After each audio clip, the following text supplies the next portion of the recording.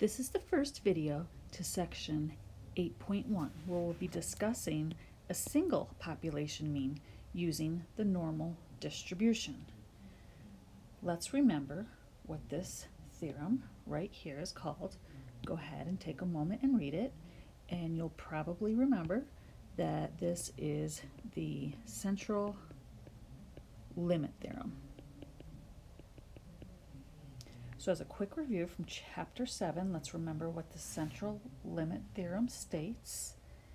If we have a normal distribution or any type of distribution with a sample size of at least 30, then the sampling distribution of means is normally distributed. And we can write that like so.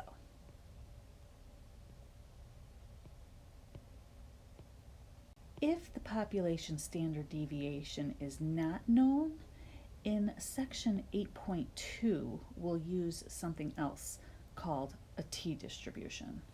But in all the problems in this section, our standard deviation will be known. Here are some directions that are helpful when you are trying to construct a confidence interval later on in this section. Number one, go ahead and identify our sample mean, our population standard deviation, and our sample size. We did that in the introduction. Secondly, we're going to find a z-score, and we're going to show the z-score like so, and it's going to correspond to our desired confidence level. What does that mean? Do we want to be 95% confident, 99% confident, 90% confident? Those percentages are our confidence level. Now we're going to need to find the probability of alpha. This is alpha, and this is how we do that. 1 minus the confidence level, or say 1 minus 95%, or 1 minus 90%, whatever the confidence level is. And just a quick note, if ever you need to find your z-score, you can use these keystrokes in your calculator. When we are using the standard normal distribution, our mean will always be 0, and our standard deviation will always be 1. Hang in there, I know this gets confusing. We'll do many examples. Number 3, you'll have to find the margin of error, or some people call that the error bound of the population mean.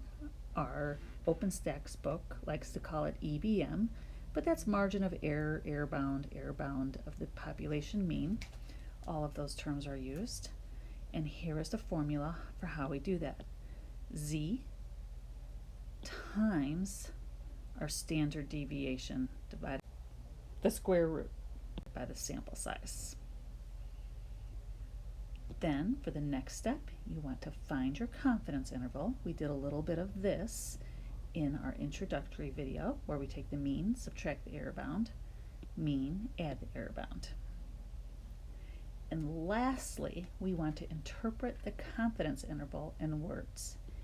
Here is a nice sentence you can always come back to, usually when asked to interpret the confidence interval in words.